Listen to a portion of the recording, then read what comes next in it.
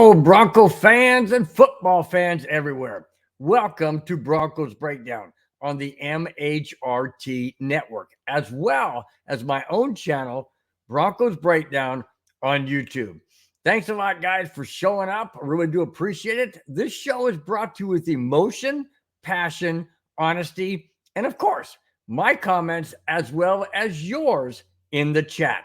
I am your host, Bronco Bill. All right, guys, thanks so much for showing up. Really do appreciate it. A lot of different directions. Obviously, I'm going to save the best for last, which was last night's draft. But I got some other Broncos news and Jackass of the Week to bring you. It's not going to be that long of a show because, well, I mean, it could be. We could talk all night about the draft and some of the craziness that happened there. But we'll get to that as the show progresses. All right, guys, just hope each and every one of you had a wonderful week, getting ready for the weekend. Stopped in to watch this crazy guy talk sports, and hopefully, you guys can chime in with your thoughts and what you think, and I really do appreciate it because I will get to them as I always do. Guys, fantastic night last night. Like I said, things went kind of crazy with some of the teams, but there was a lot of definite emotion around Broncos country, and we will definitely talk about that.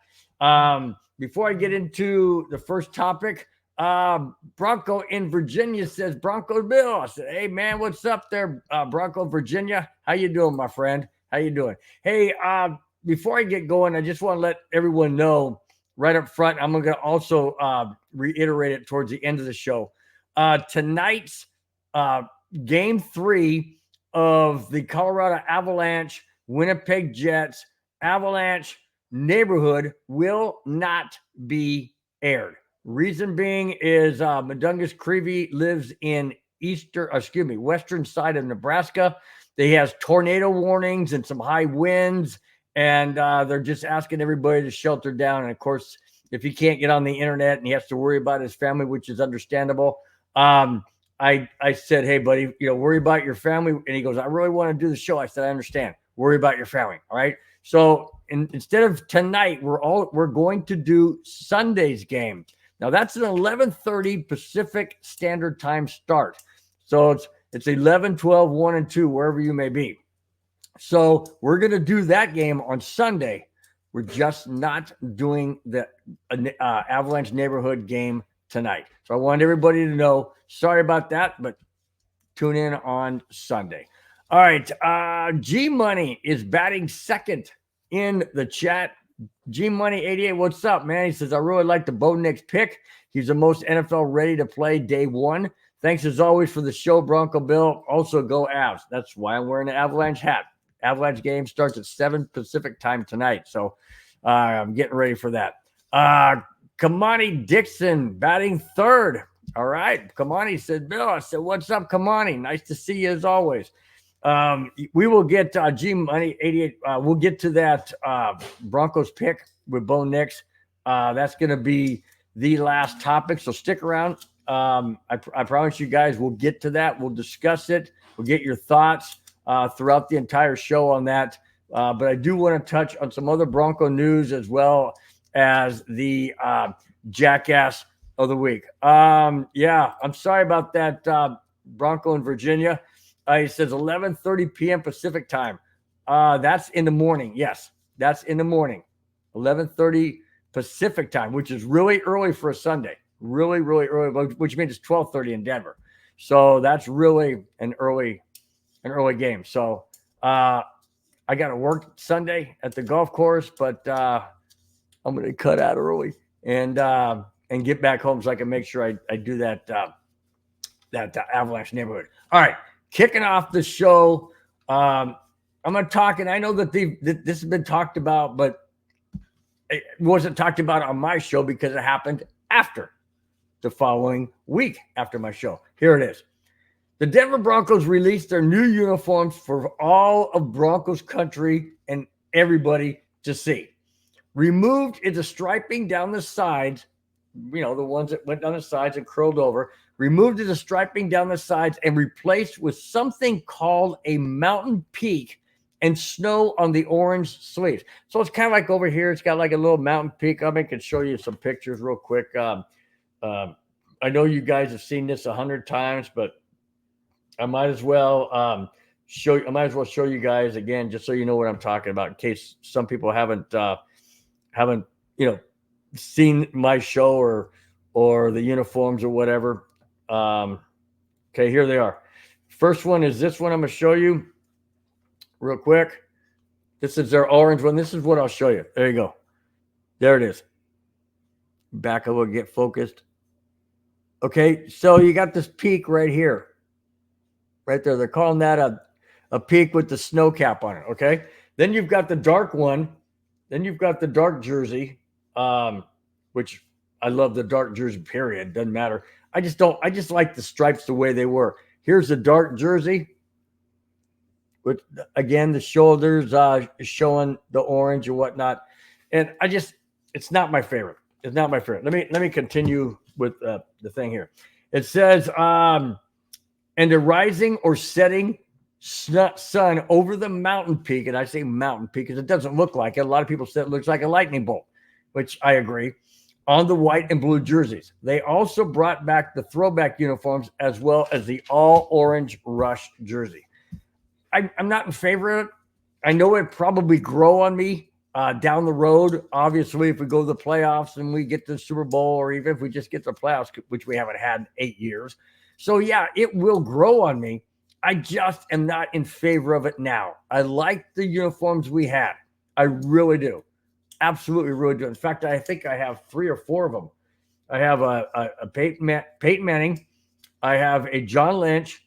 I have those are blue. Peyton Manning, John Lynch. Another blue one, I thought.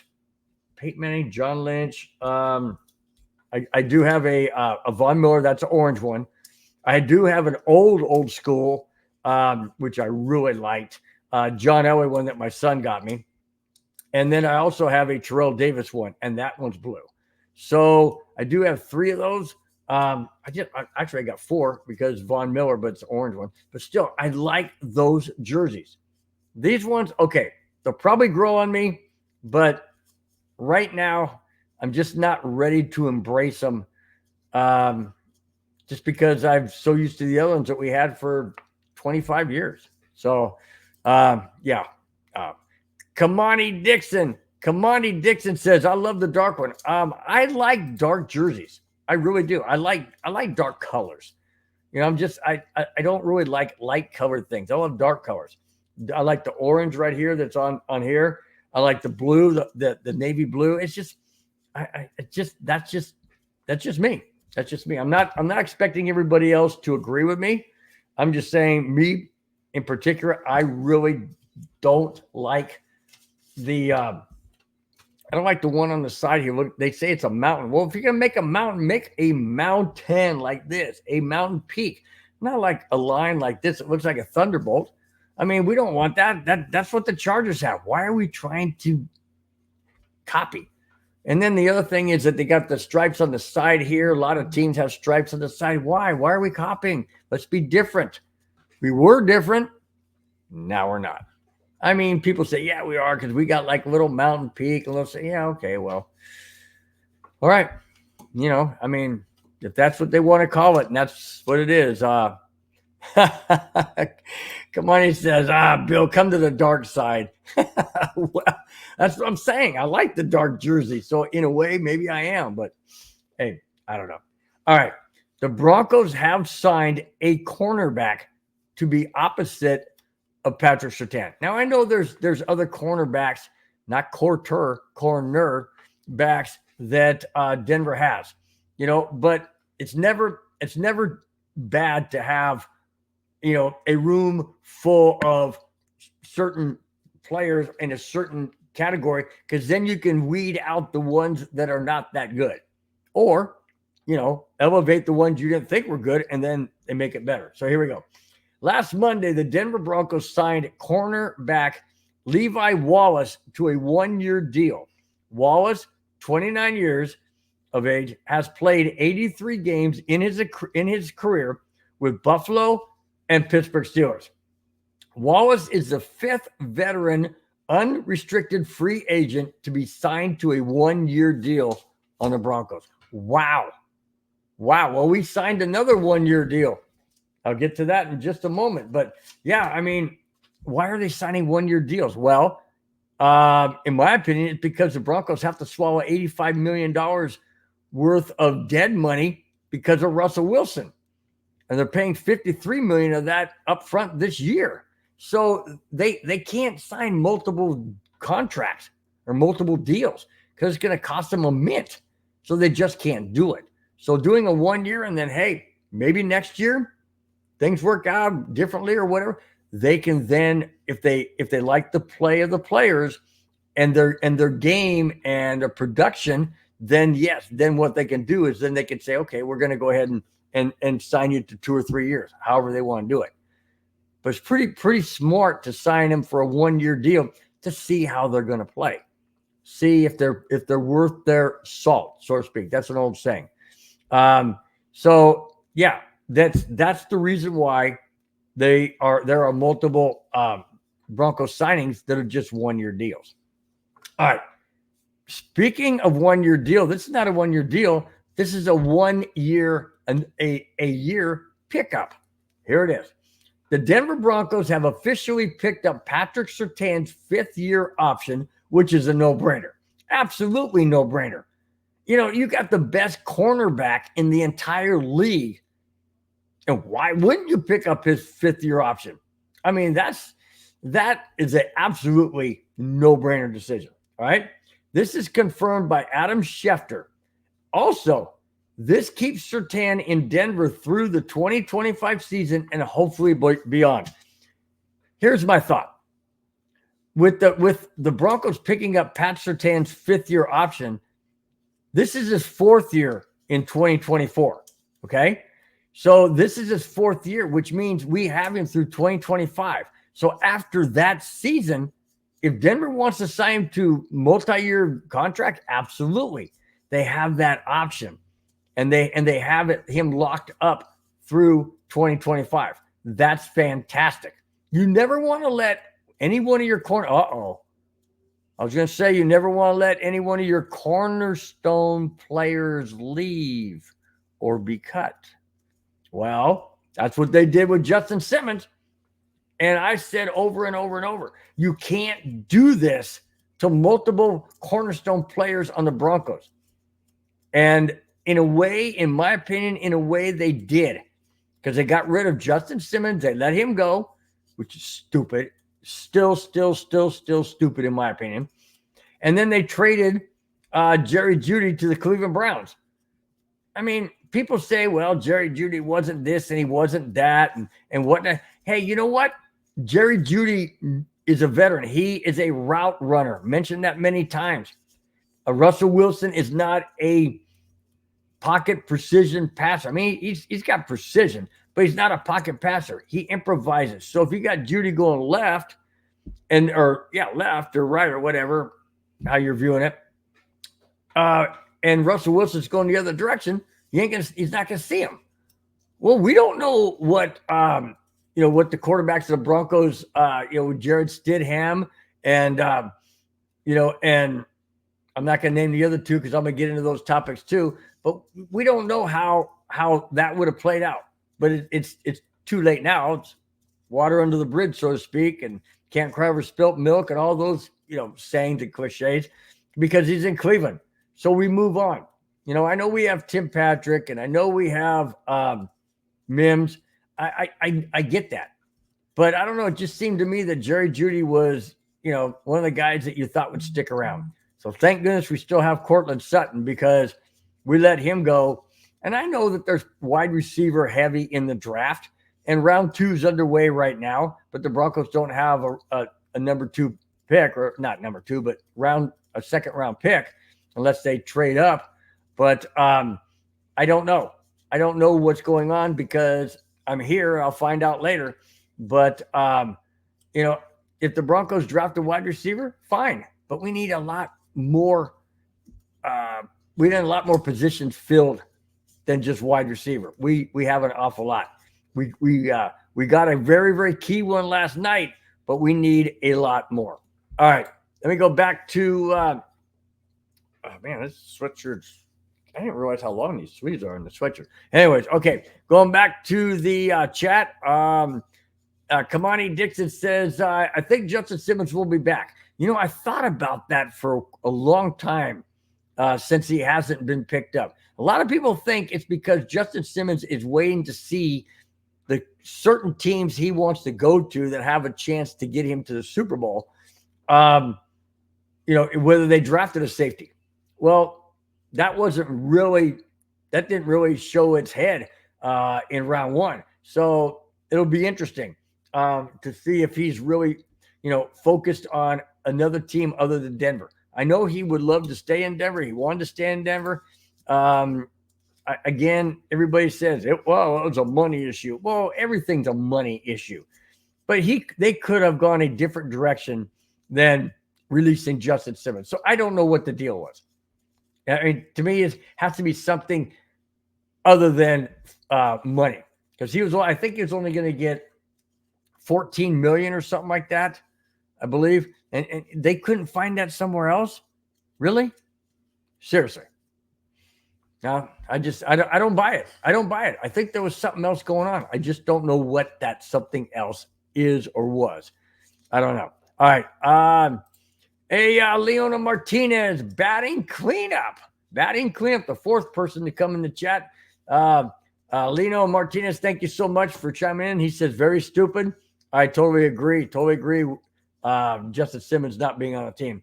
And he also says, I hope he'll be back. I do too. Absolutely hope he'll be back. Like I said, they never should have let him go. It was the stupidest move in the world, in my opinion. Kamani Dick says, Bill, if the Broncos trade up, I will let you know I'm watching the draft. All right, cool. Cool, man. Thanks. Appreciate it. Just wanting to know if they go after a defensive player, like a pass rusher, if they go after offensive line help, wide receiver. I don't know. I'd be surprised if they went for a punter or a kicker. That might be way down the line. Obviously not in the second or third round. But again, they don't have a second unless they trade up. So that'll be interesting. Be interesting to find out. Thanks a lot, Kamani, for keeping me in the loop. Really do appreciate it. Thanks, man. Because I know if I had my phone on right next to me over here and watch, I'd be like this the whole time. You guys wouldn't like that. So I'm not going to do that. Kamani said, I got you hit, man, Bill. Whatever happened. Okay. Let's see. Leno Martinez says, what is our number pick? I know it's third round. 50-something, 60-something? I think it would have to be in the 60s because each round has 32, so that's 64. So that would be late six, no, probably early 70s. Probably early 70s would be the pick. I don't know exactly, but that's what I'm assuming. Kamani will probably be able to answer that question for you, Leno, in the chat. So, all right. The Broncos have a new quarterback.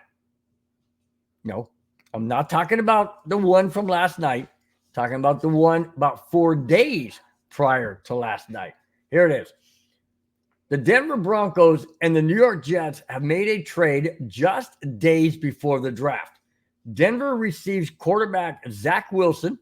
So we got Wilson is back in the house. Just not Russell. Yeah. A lot of people said they didn't really want Zach Wilson either. Some people wanted Tannehill. Well, hey, sometimes you just got to do things that people don't expect. All right. Denver receives quarterback Zach Wilson and a 7th-round pick, which is going to be this year, while the Jets get Denver's 6th-round pick. Also, both teams will split Wilson's $5.5 million salary for 2024 season. This is confirmed and from ESPN and NFL Network. Well, we all know that the Broncos got Zach Wilson because, like I said, when this stuff happens prior to my show, I can't just ignore it. I can't just jump over it and just talk about other things. because it's pertinent to the team. It's pertinent to what happened and transpired this past week. So there may be people that are out of town. Maybe people just not paying attention, or maybe people just want to hear this crazy 65-year-old guy talk about it and act crazy and goofy and passionate and nutty. I don't know. But whatever it is, that's why I bring up these topics that have happened this past week. So, yes, the Broncos have signed Zach Wilson. And it says that the Jets and the Broncos will split Wilson's $5.5 million contract. So that each one is paying like what, 2.25 million. Each team's gonna pony up. That's nothing. So Denver made out in the deal. The Jets, in a way, made out the deal. They got rid of their quarterback that they didn't really want to hang on to because they have Aaron Rodgers coming back from Achilles tendon. Well, we'll see how that works out. That'll be interesting as well. So, anyways, Broncos have Zach Wilson and Jared Stidham as their quarterbacks. But after the Broncos signed Zach Wilson, it is reported, this wasn't reported by any specific person or outlet, but it says per sources. So per sources, the Denver Broncos, after trading for Zach Wilson, are expected to decline his fifth-year option of $22.4 million in 2025. Now, that seems a little strange to me, and I'll tell you why. The reason why it seems strange is this was days before the draft. Nobody knew who Denver was going to get in the draft, if a quarterback was going to fall to them, if no quarterback was going to fall to them and they were all taken, and they had to get somebody else. So why would they come out and say that they are not expected to pick up his fifth-year option? It just seems strange to me that you would sign a guy for 1 year, which is basically 2024, obviously, not pick up his fifth-year option of $22.4 million heading into 2025. Why would you sign a guy? I know it was insurance. It was an insurance policy. Now, Sean Payton has come out and said, well, it wasn't a smokescreen. It wasn't pulling the wool over the other team's eyes that we got Zach Wilson. No, it wasn't any of that. Come on. Really? BS. I'm not buying that. Sean, you can say all you want, but I can't buy the fact that you turn around, not you personally, but the organization, whomever, through sources, is saying that the Broncos are expected to decline the fifth-year option of Zach Wilson. Why? Why would you get him for 1 year then? In hopes that, in fear that you wouldn't get a quarterback in the draft in the first round? That you wouldn't get your, quote, franchise quarterback in the first round? Is that why you signed Zach Wilson? And then if you do get your franchise quarterback in the first round, then you let Zach Wilson go at the end of the season? Okay. You got to do what you got to do. It just seems strange, though, that they would say that just days prior to the draft, not even knowing who the Broncos were going to get. It wasn't guaranteed. There's nothing guaranteed in the draft. We'll get to a very, very strange pick. So you never know who may fall in your lap, who you may have to trade up in the draft to get. And we'll talk about that. So you just don't know. It just seems really bizarre to me that they would go ahead and say, we're not going to pick up his fifth-year option when the draft hadn't even taken place. And Zach Wilson hasn't even, played it down on the Broncos. I don't know. It was mind-boggling. I know it all worked out, and we'll get to that. I know it, well, so far it has on paper, but, we'll find out, as the season goes or gets into and the OTAs and the preseason and all that, we'll find all that out. It just really kind of made me think, what in heaven's name why would you come out and say that now? I hadn't even played it down on the Broncos yet, and you're already cutting his throat, so to speak, or his pocketbook anyway. Oh my gosh. Kamani, thanks for saying that. Kamani, let's Lino Martinez know that the Broncos picked number 76 in the third round. Yeah, I figured it had to be in the 70s. I didn't think it'd be that high or mid 70s. Thought it'd be lower, but yeah. All right. Great. Thanks a lot, Kamani. Really do appreciate it. Let's see. Kamani also says they should have kept Wilson and he could have mentored Bo Nix. I said that in my show. I said that in my shows a couple shows back. After Wilson was let go. I said, why not keep Wilson for the 2024 season, draft a quarterback, and he can learn under Russell Wilson. And I even said, not necessarily how Russell Wilson does things on the field, because quarterbacks are different. What I was referring to is the way things are done. In other words, the game plan, the preparation, how quickly you have to get in and out of the huddle, how quickly you have to, read your defenses and read your plays or change plays or go to audible or whatever you got to do. That's the things that a drafted quarterback could learn under a veteran quarterback. And yes, a Super Bowl champion quarterback. Well, against our Denver Broncos, but it's Super Bowl champion anyways. That's what I was referring to. And Kamani, you nailed it. That's exactly what I said should have happened. Now, we only have Zach Wilson and Jared Stidham, not even close to a Russell Wilson. Now, maybe not Russell Wilson the last several years, but at least a Russell Wilson that still knows what it takes, I would think, on how to prepare for a game, what you got to do mentally, physically, weight room, all this stuff. Yeah, you learn that from a seasoned veteran. You don't learn it from a Zach Wilson who's only been in the league for 3 years, 4 years. You don't learn it from a Jared Stidham who's never been a starting quarterback. Seriously, you don't learn from them guys. And then people are saying, yeah, I know, but we got Sean Payton. Well, Sean Payton, not a quarterback. And, sometimes you need to pick up the phone and go, hey, Peyton Manning, what do you think? Hey, Drew Brees, what do you think? Just saying. Sometimes you got to do that. I just don't understand why. I know they did it because they didn't want to pay him the $35 million. Oh, but instead they'll just pay him $85 million. Yeah, well.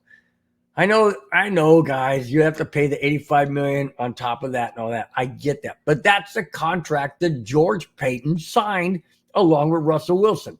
And so now he's backtracking and spinning wheels backwards to try and get out of it.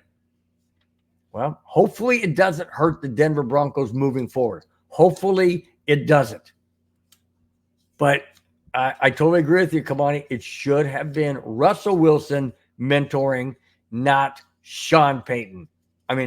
Not Zach Wilson mentoring. That's who it should have been. Not going to happen, but that's who it should have been. All right. Let's see. Travis Johnson in the house, batting fifth. He said he did not like Russ as a person. Russell Wilson was a little bit arrogant. Well, not a little bit more than a little bit arrogant, pompous. I would say prima donna, if I could say that. I mean, he comes into Denver with Nathaniel Hackett, the head coach, immediately wants his own office, his own entourage. Entourage. I think that's how you say it. And just, following him around and having all this and that and everything and whatnot. And Nathaniel Hackett's all good with that. And then Sean Payton comes in and Sean Payton, not on my watch, dude. Not going to happen. And Russell Wilson didn't like it. And they got heated conversations or one-sided conversation on the sidelines multiple times. And it just wasn't going to work. So I understand why they sent him down the road, so to speak. I get that.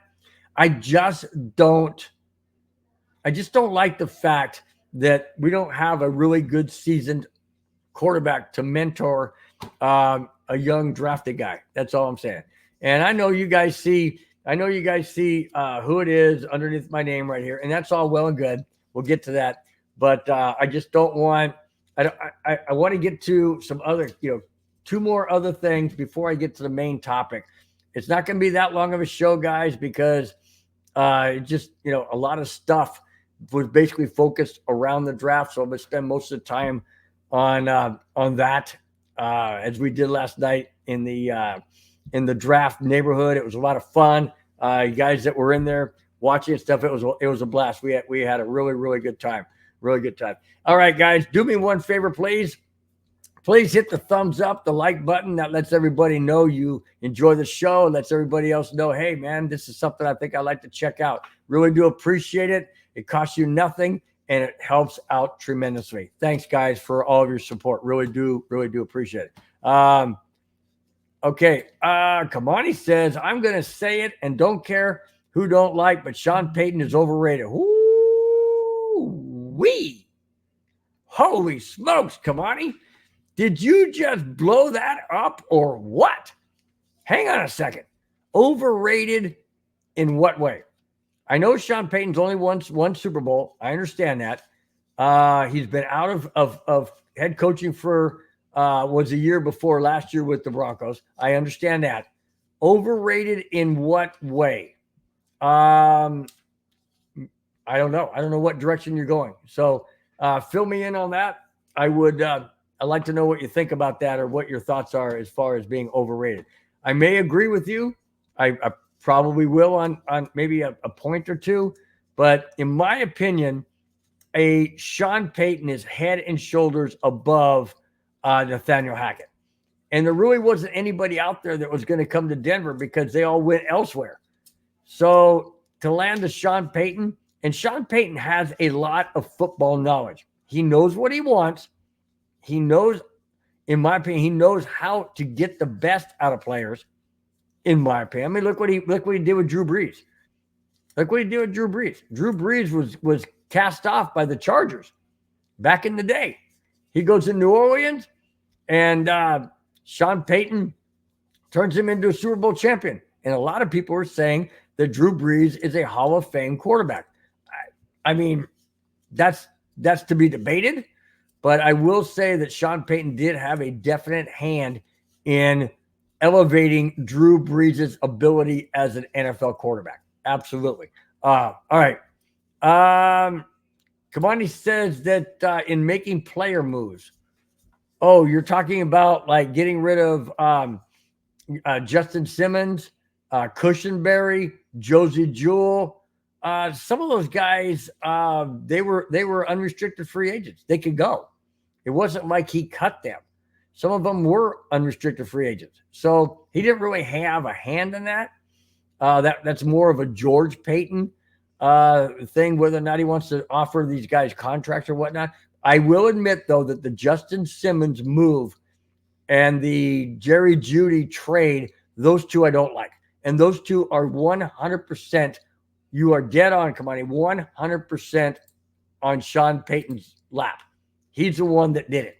Absolutely the one that did. Now, sure, he's got to have some, communication with George Payton. There's no doubt about that. But ultimately, it is his decision, his choice, along with Russell Wilson. But again, that's a money thing. So that it falls in George Payton's lap as well. And it also falls in the ownership lap. So there's a lot of hands in the cookie jar on some of these moves. I can't put all the blame on Sean Payton, but I can certainly put a majority of it on Sean Payton, but not all of it. Not all of it by any stretch of the imagination. It involves way too many people. It involves the ownership. It involves George Payton. It involves Sean Payton. There's a lot of different players involved in that. But you are right. He does have issues with player moves. Yep, that is a fact. All right. Let's see. Travis Johnson says, look what he did with Russ. You're talking about getting rid of him, or you're talking about, in my opinion, how he undermined, or he, what was the word I used? He sabotaged. He sabotaged Russell Wilson, especially in the game against the New England Patriots. We should have won that game. No doubt about it. No problem whatsoever. We should have won that game going away. And we didn't. We lost that game. And in my opinion, Sean Payton sabotaged Russell Wilson because he didn't want Russell Wilson on the team. That's my opinion. I can't prove it. I'll never be able to prove it because Sean Payton will never admit it. But how in heaven's name can you beat the Chiefs, the Vikings, the Browns, the Bills, and the Packers 5 straight with Russell Wilson, but you can't beat the New England Patriots? Really? Seriously? Yeah. I will forever believe that Sean Payton sabotaged Russell Wilson because he didn't want him on the team. Plain and simple.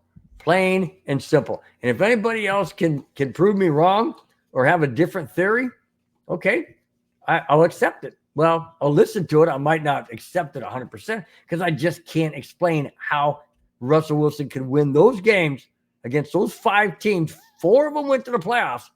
Packers, Bills, Chiefs, Browns. The only one that didn't go to the playoffs was the Vikings. And they Vikings, when the Broncos played them, were on a 5-game winning streak of their own. So they were not a pushover by any stretch of the imagination. And Denver win those games. But for some reason, Russell Wilson can't beat the Patriots. Okay. All right. I'm done with that whole thing. As far as I'm concerned, that I will forever believe that. All right, guys. We are going to the jackass of the week. All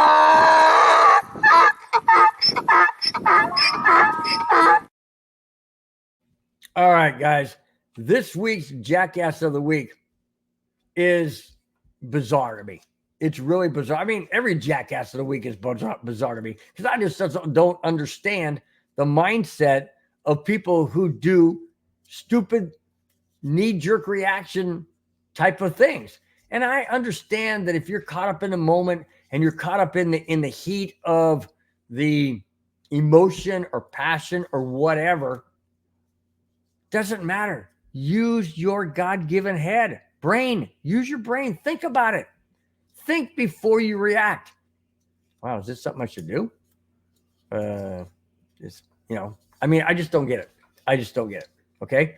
But this one also has a twist to it at the end, which is equally bizarre.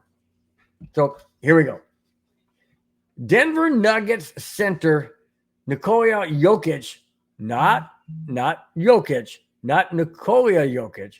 His brother allegedly punched a fan in the head at Ball Arena after the Nuggets buzzer beater against the LA Lakers last Monday. What?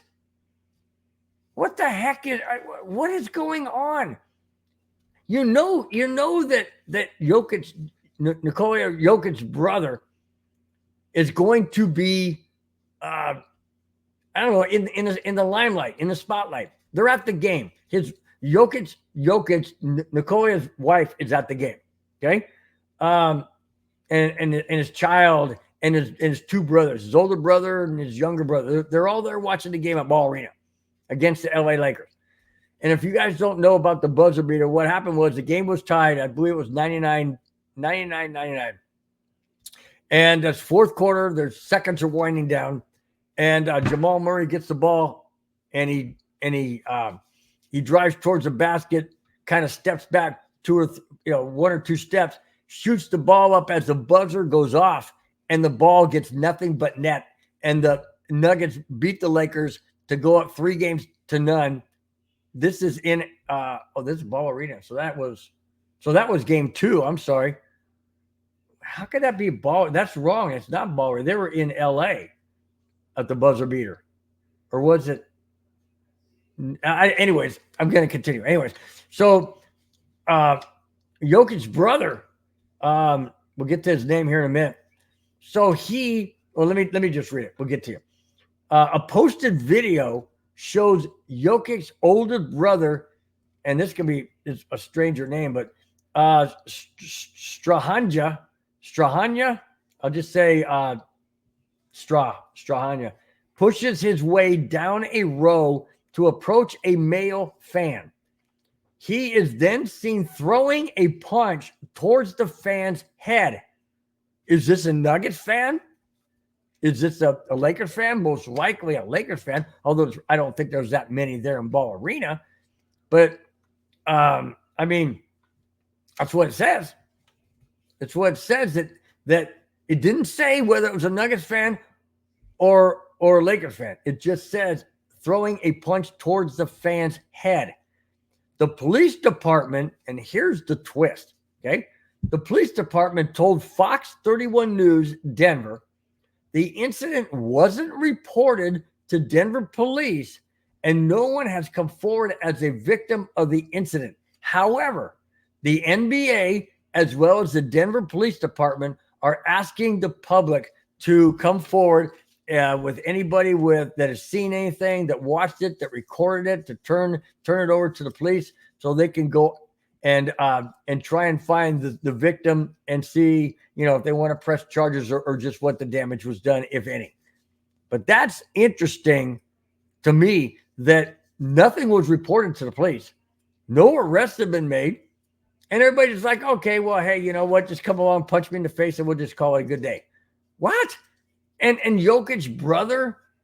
Seriously? What are you thinking, man? Your brother is playing an NBA playoff game basketball. Okay? Playoff basketball game. Playoff. It's not some, little pickup basketball game, down at some basketball court somewhere in a park or whatever. And, you get a little heated, you push a guy, go, hey, man, you get out of my way, whatever. It's not that. And you don't do it anyways. No one gives you the right to just get all upset about whatever might have been said or whatever. Just shut your pie hole. Shut your mouth. Shut your trap. Don't say anything. Ixnay. Silent. Just walk away. Be the better man. Be the better person. Because now you this is a whole thing that I was talking about earlier. When brothers of athletes do stupid things, then all of a sudden the spotlight goes on to the athlete. They're going to ask, Nikola Jokic, hey, what was up with that?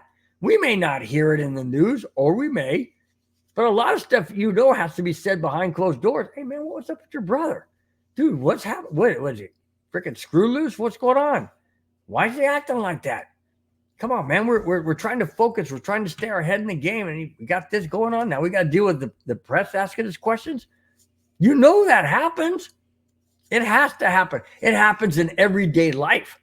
It happens in families. You get siblings who go, hey, man, what's up with so-and-so? Why is he all pissed off? Why is he all it happens. It's life. That's what happens. But when you're in a spotlight as an NBA superstar like Jokic is, and his brother's off trying to punch some dude in the head over whatever wasn't said because it wasn't reported. I don't get it. I absolutely don't understand the mindset with these guys. I really don't. I mean, I understand if somebody were to say something or push someone's wife. Let's say, someone pushes my wife or gets in her face or whatever, I'm going to defend. Absolutely, I'm going to defend. But that's not what it said here. The video, there was someone taking video of this because it said a video revealed. Now, they didn't say if there was any, previous altercation. That probably wasn't on video. But once Jokic starts going after, Jokic's brother, I should say, starts going after this guy and wants to knock his head off or whatever, I mean, people are going to start videotaping. And sometimes that's a good thing because you can show that to the police, say, hey, this is exactly what happened. Not making this up. It's exactly what happened. And it could be good for the defendant. It could be good for the victim. It's not going to be too good for the person who started the the altercation. That's not going to be good for him. So I like I said, I just don't understand the mindset of these guys. I really don't. Absolutely don't get it one bit. All right, guys, that was the jackass of the week.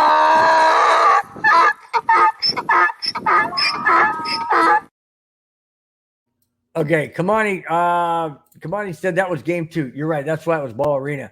Yeah, obviously last night was game 3, so it wouldn't have been last night. So yeah, I stand corrected. That's what threw me off, is because I remember seeing the highlights of last night.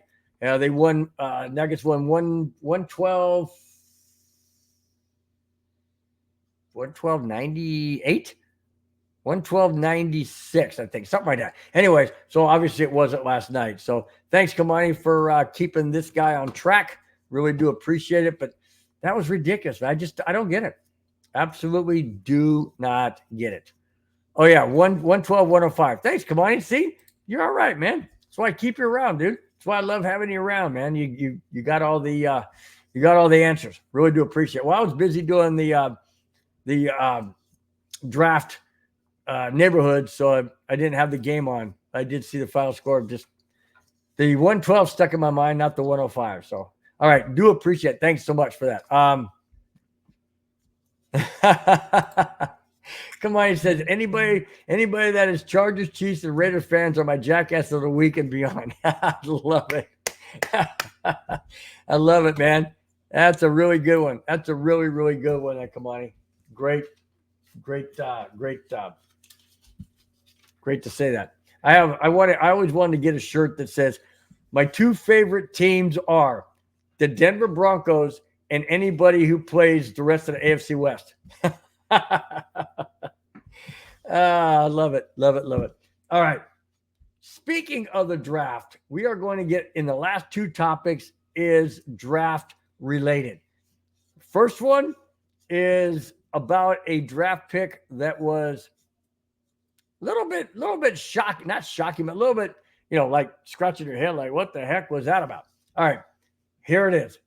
The Atlanta Falcons at number 8 selected an offensive lineman to help out Kirk Cousins. No. Wide receiver? That would be perfect. No. Maybe a running back? No.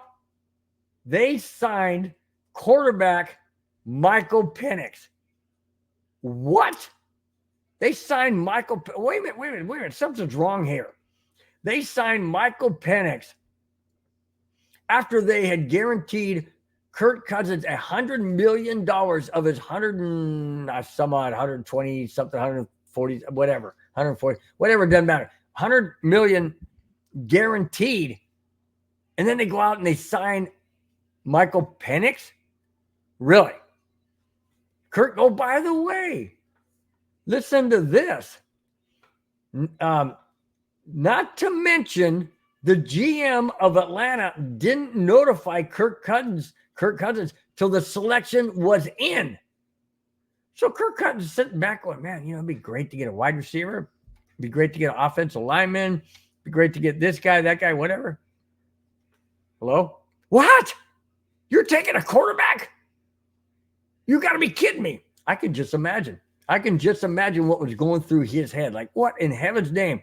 Oh, that means that my 3-year contract is only 3 years or less. I mean, obviously he's got to be thinking that because Kirk Cousins only signed a 3-year contract. I mean, it's just, I know, and Kamani, you nailed it. You said that Kamani said he will be the quarterback of the future. That's true. He will be the quarterback of the future. But to blindside a person, I mean, why couldn't the GM have gone to Kirk Cousins and said, hey, listen, we're thinking about drafting a quarterback. Not to start right away because we have you.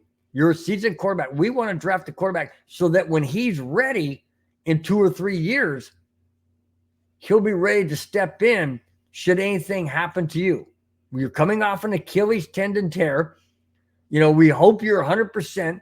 But we won't know. We just need to have an insurance plan as well as our future quarterback. I understand that. What is wrong with being honest? What's wrong with being upfront? But they weren't. And that's the thing that bothers me. And I'm not an Atlanta Falcons fan, but I'm thinking about what if that would have happened, heaven forbid that would happen in Denver. What if? You can't do that to people. You can't blindside them like that. I mean, Kirk Cousins must have been going, what in heaven's name is going on with these guys? I mean, they acted like they wanted me. They played it off like they wanted me. They signed me to this long, this $100 million guaranteed contract and beyond, money wise. And now they go and draft a quarterback. I mean, I understand that you got to take the guy that you really have your eye on, but be forthright. Go to Kirk Cousins and say, hey, man, this is what we're thinking about doing. We want to get your perspective. We want to get your thoughts. We're not trying to kick you out of the building. We just signed you for 3 years for $100 million plus, but $100 million of it guaranteed. So we're not telling you we want you to leave. We want you to stay, but we want to make sure that we have a future in the house. Nope, that's not what they did. They blindsided him. And in my opinion, that is absolutely 1,000% wrong. Now, in my opinion, how does Kirk Cousins trust these guys now? How does he trust him? They say one thing, do another. Or they don't say anything and do something in this case. I find it wrong. I find it totally wrong. Totally wrong. Dishonest. Totally dishonest. Not upfront. Absolutely treating your players like they don't need to know what we're doing. We're going to do what we want to do, and then we'll tell them later. No, that's not how you deal with people. You don't do that. Anyways, I continue. And that, like I mentioned, talk about a blindsided stab in the back. No kidding. No kidding. Then, in a video of the Falcons war room, the owner, Arthur Blank, is seen talking to the general manager and wondering why he made that selection. I would too. And we did during the neighborhood show last night. That's what we're all going, what the heck? Madungus Creevy thought for sure they're going to go to a lineman or defensive guy. Glenn Hauser was in there as well, but he's from the 5280 as well. He was shocked. He thought for sure they were going to go to, defensive player or wide receiver. I was thinking the same thing. There's no way. There's no way they're taking a quarterback. But they did. That threw a wrench into the Broncos, the Vikings, and the Raiders. And here's what I'm. Let me finish this up here. That's what I did finish. I'm sorry. Yeah, they're wondering about the selection. So, where does that leave? So, before I get into the last topic, I'm going to preface it with this. This is fantastic. This is sometimes as a head coach, sometimes as a general manager, sometimes it's both. In a war room, you have to play a game of poker. You have to have a poker face. Sometimes you have to, you have to play chess, move your pieces around different ways, try and get the other guy off balance. And sometimes you definitely have to call their bluff. You have to sometimes, I wouldn't say lie, but I would say definitely, pull some strings and make some comments and throw some people off. Here's what happened. During the Broncos press conference earlier today, and also yesterday, Sean Payton revealed that he baited the Minnesota Vikings into thinking the Denver Broncos, were targeting J.J. McCarthy. Before I go any further, so Sean Payton basically said this. He and Sean Payton, George Payton and Sean Payton, both knew that the first three teams, who's the first one? The Bears, the Commanders, and the Patriots were all going to take quarterbacks because they needed them. Then he said they knew that, and they said there was a gap in between where they figured, they being Sean Payton, George Payton, figured that the next three teams that needed quarterbacks were going to have three quarterbacks to pick from. There's going to be J.J. McCarthy, Michael Penix, and Bo Nix. Okay. So Sean Payton is talking to George and he says, I got a feeling that the Vikings really want JJ McCarthy. And I know that the Raiders really want Michael Penix. And we want Bo Nix. So why don't we do a conference call and let me do the talking? So George goes, fine. So they do this conference call, and Sean Payton is telling the Vikings and the Raiders, don't move anywhere, guys. Don't move anywhere. We're thinking about moving back, but you guys don't need to move forward because the quarterbacks are there. So don't worry about it, because the Falcons aren't going to take a quarterback. They have no need to take a quarterback. So that just means that everybody can stay put and we'll all get our guy. Well, guess what? The Falcons threw a wrench in that when they picked Michael Penix. Now there's only 2 quarterbacks left of the 3 that were targeted, and 3 teams that need them. Vikings at 11, Broncos at 12, Raiders at 13. So the Falcons were number 8. Well, guess what? Number 9 was the Bears. They're not going to trade with Minnesota. And Denver wasn't moving anywhere. But Denver was in play to possibly move up with the Jets at number 10. Well, the Vikings are sitting at 11. So Sean Payton throws out there and says, Minnesota, hey, man, talking to the Jets. Hey, we really like to move up to number 10. Really like to trade with you number 10. You guys can drop back to 12. Jets don't need a quarterback. They have Aaron Rodgers. All of a sudden, Minnesota panics because now they really want JJ McCarthy, and they know that if the Broncos jump over them and go the Bears or the Jets, they're in prime position to get JJ McCarthy. Well, everybody knew the Vikings and the Bears weren't going to trade. Bears aren't going to give Minnesota a trade. No way, shape, or form. Same division. So Bears choose their player. That leaves number 10 and the Jets. Guess what Minnesota does? Because they're panicking that the Broncos are going to jump over them and go to 10. So what do the Vikings do? They trade with the Jets. And they take JJ McCarthy at number 10. Now the Jets are at number 11. They don't need a quarterback. They don't need a quarterback whatsoever. And they don't trade with the Raiders. That only leaves Bo Nix. And the Jets take their player. And at number 12, the Denver Broncos selected Bo Nix, quarterback out of Oregon. Fantastic draft pick. I was elated. Absolutely elated for 2 reasons. One, the Vikings got their quarterback. That's my NFC's favorite team. That's my favorite NFC team, Minnesota Vikings. They got JJ McCarthy. I wish we would have gotten him, but they got JJ McCarthy. Denver gets Bo Nix, and the Raiders get nobody. Raiders don't get their quarterback because Atlanta Falcons, they freaking punked them. Atlanta Falcons punked them. Again, I never saw that coming, and I don't even understand why. And I know it's the quarterback of the future, and I understand you got to take the guy that you really want to get.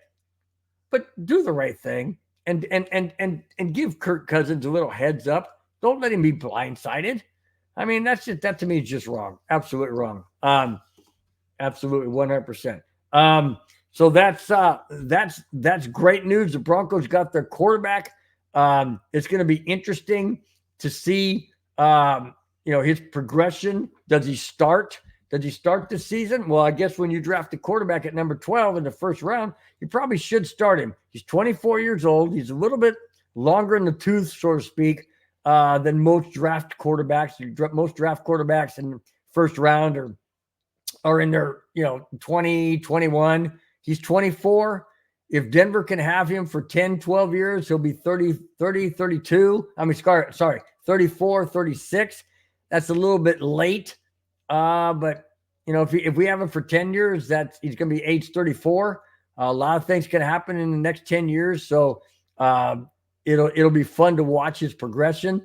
I just wish we still had a Russell Wilson instead of a Zach Wilson so he could learn under. But hey, If he can learn the NFL ropes, in a very, very fast pace, then I have no problem with that.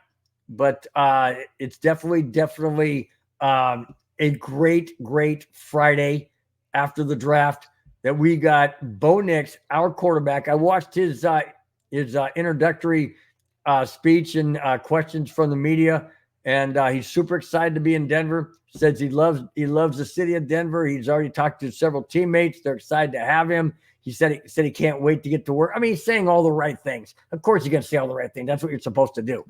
But I think he really means it. I really do. He said he got a phone call from Peyton Manning, congratulating him. He got a phone call from Phillip Rivers, also an Oregon former Oregon quarterback. Wished him the best. He said he really appreciated getting their knowledge. He said he would even be willing to pick up the phone and talk to Drew Brees, find out what he knew and knows from Sean Payton and how he likes to work. So those are all really great things that a young quarterback is eager to learn and eager to move up. He said he can't wait to get with his teammates, to start working out and start learning the playbook and all that. So he's excited. He wants to do the very best that he possibly can in Denver, and rightfully so. Rightfully so. I mean, he's earned the number 12 pick. Thank goodness, he landed in Denver. I mean, Vikings could have taken Bo Nix and we could have gotten JJ McCarthy, but everybody knew that the Vikings were targeting McCarthy. It's just hilarious that the Raiders got punked. And even the Chargers, obviously, they didn't need a quarterback, but they took a guy by the name of Alt. He's a left tackle, I think, or left guard. I think he's a tackle. And they say he's one of the best in the league, and best in the league in college, that is, or best in college, I should say. So Chargers got their guy, Vikings got their guy, Broncos got theirs, and the Raiders got punked. Can't be any better. Cannot be any better, guys. Really do appreciate it. Kamani said the Raiders got a great tight end last night. Yeah, they did get a good tight end, but they also have Garoppolo as a quarterback. So, I think obviously the Raiders were targeting Penix. That didn't work out.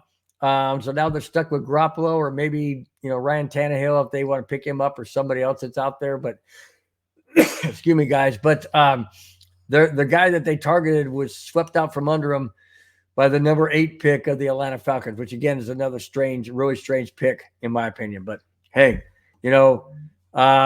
sometimes unexpected draft picks work out. Sometimes they don't. That's just the nature of the game, and that's just the rolling of the dice. That's all I can say, man.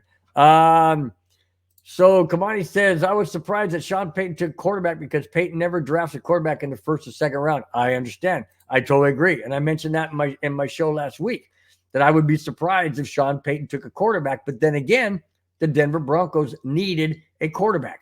So was it really 100% Sean Payton? Could have been George Payton.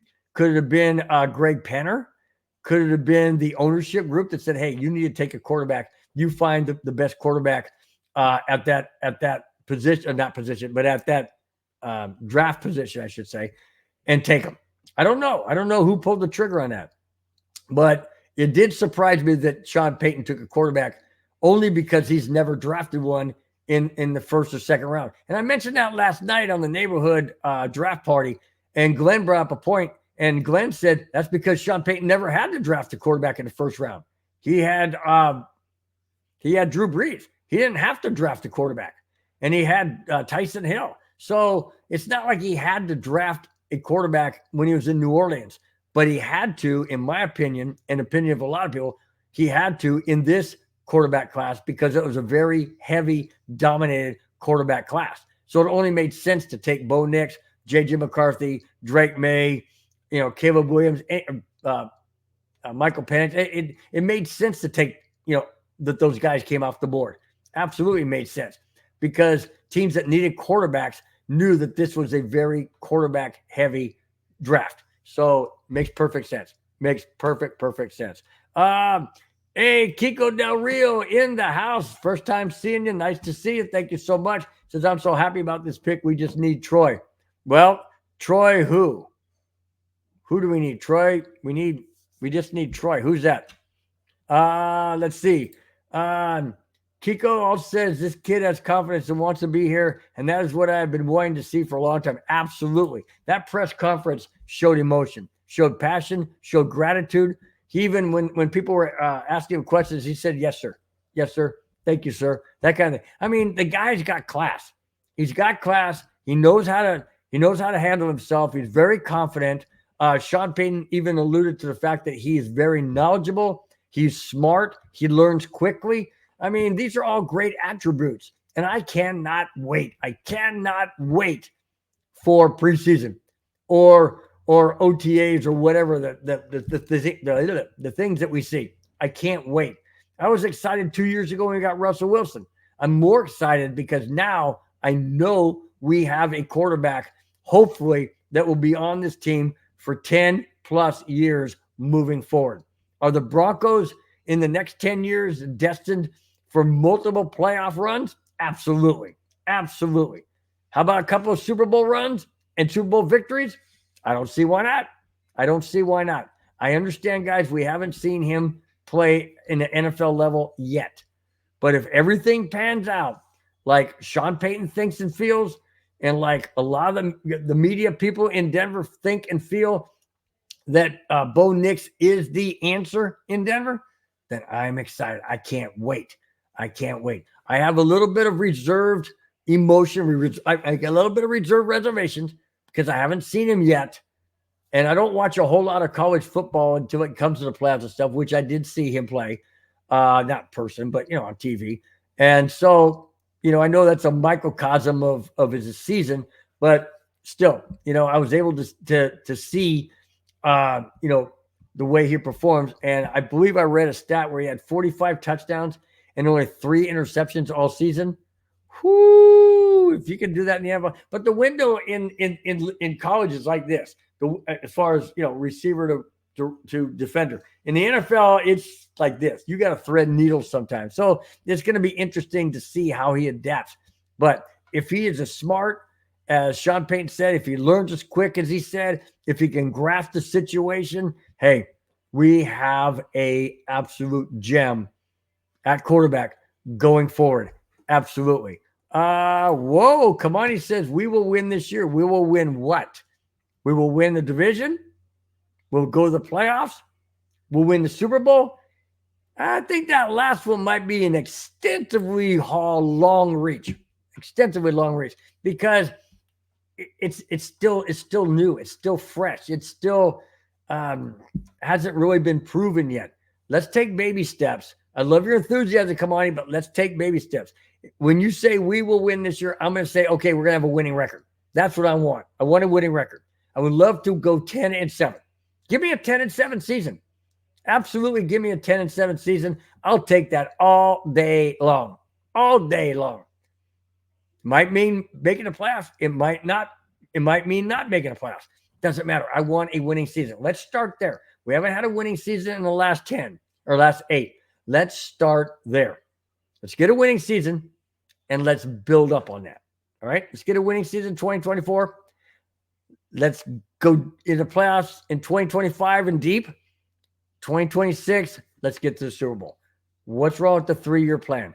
Let's start small, baby steps, and let's get the first step out of the way and then move up the line. That's what I'm after right now. Let's see. Oh, you said, will we win? I said, we will. Okay, I did it backwards. Sorry. I was asking how many games we'll win this year. Okay, like I said, let's shoot for 10. Let's shoot for 10. We were 8-9 last year. That's not a winning season. 9-8 is a winning season, barely. Let's go 10-7. That looks a little bit better. 10-7 looks really good. 10-7 looks really good. A lot better than 9-8. So let's go to 10. Let's get 10 wins. And as the season progresses, or gets closer to the season, I should say, we get into OTAs and all that, and we start getting into when they release, the actual schedule. We know who we're playing. We just need to know when we're playing, what times, and all that. So that being said, when it gets closer to the actual season, I will give you my predictions. Right now, I'm going to say let's shoot for 10 wins. That's only 2 more than last year with Russell Wilson last year. And I know that Russell Wilson's a seasoned veteran. I get it. But let's just shoot for 10. Let's shoot for 10. Hey, if CJ Stroud can make the playoffs in his first year, why not Bo Nix and the Denver Broncos? Okay. So I'm saying, let's go 10-7 and let's see where 10-7 lands us in the playoffs or just outside.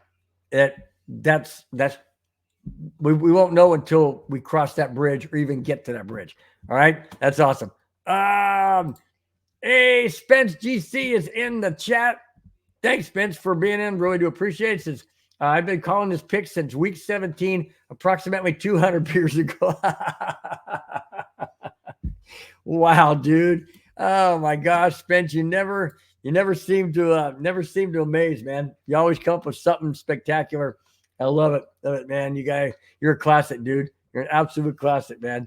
Awesome. All right, guys. Avalanche game is going to start here in about almost little less than about 49 minutes.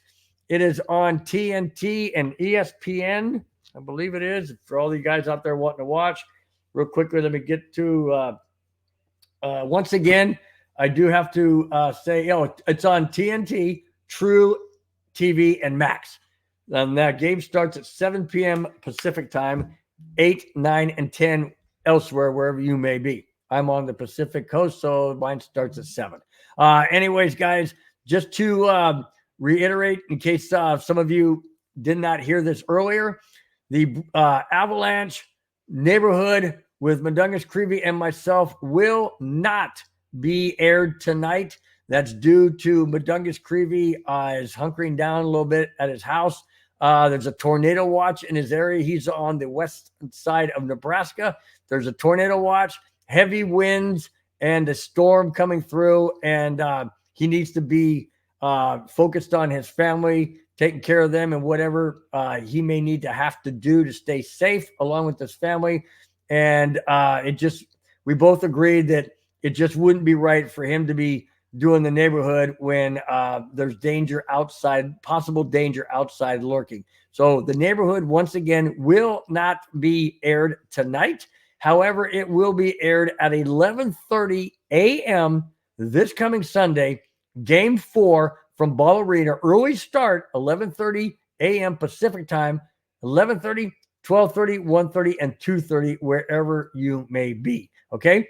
So sorry about that, guys, but it's better to be safe and be able to come back and do it on Sunday than to be focused on doing a show and not prepared for being there for your family. So Mundungus Creevy wanted me to share that tonight, so all of you would know. We'll keep his entire family in our thoughts and prayers that they stay safe and nothing happens to them in the storm that's passing through the western side of Nebraska. All right, Clayton Huron is in the house, in the chat. Says, hey guys. I say, hey, what's up, Clayton? He also follows up by saying, smash that like button and share, guys. Absolutely. Thanks, guys. Please hit the likes button. Please hit the thumbs up. We do appreciate it. Absolutely.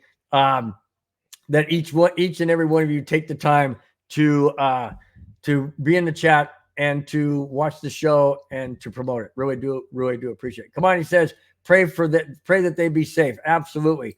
Come on, I totally agree. And so I think it's the best decision to not do the show tonight, Avalanche neighborhood, that is, and pick it back up on Sunday morning and early afternoon, wherever you may be. Clayton Aron says, absolutely love our pick, my guys. Absolutely. No doubt about it. Come on, y'all. Clayton also says prayers going to the safety of Mundungus and his family. All right, guys. That's going to wrap it up for this Friday show. Once again, thank you guys so very, very much for being in the chat, for your comments, for your thoughts. Everybody out there watching on, across the different platforms, YouTube, Facebook, Twitter, and Twitch, I believe.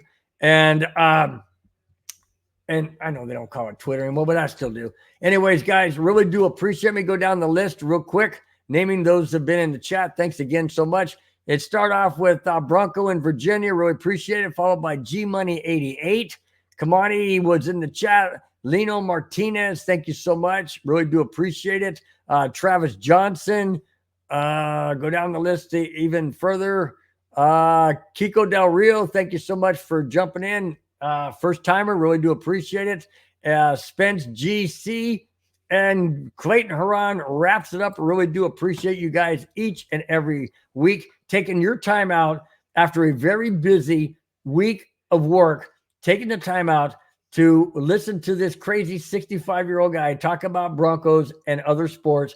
And just really do appreciate it, guys, that you are willing to watch and be part of it. It means a lot to me. Thanks again, guys. Really do enjoy your evening, wherever you may be. Enjoy your weekend. Hope to see you in the chat on Sunday for the Avalanche neighborhood.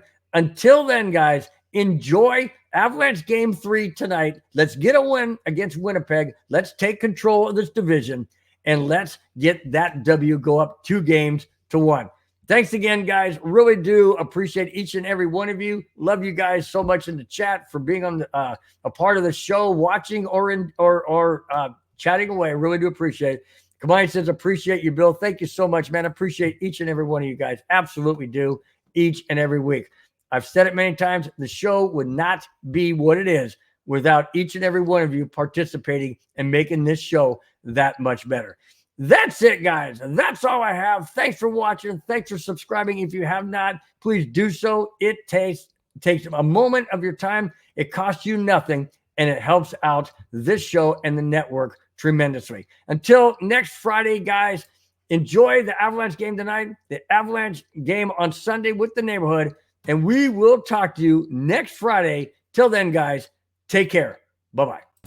Fast lane when I pass in the street, bag of money in the passenger seat. Simcoe's been asking for me on the road from the west to the east. Way up, I might never come down, cause the coast racking up the flight miles. So high, I might never come down, so what, this is my lifestyle. Wait a minute.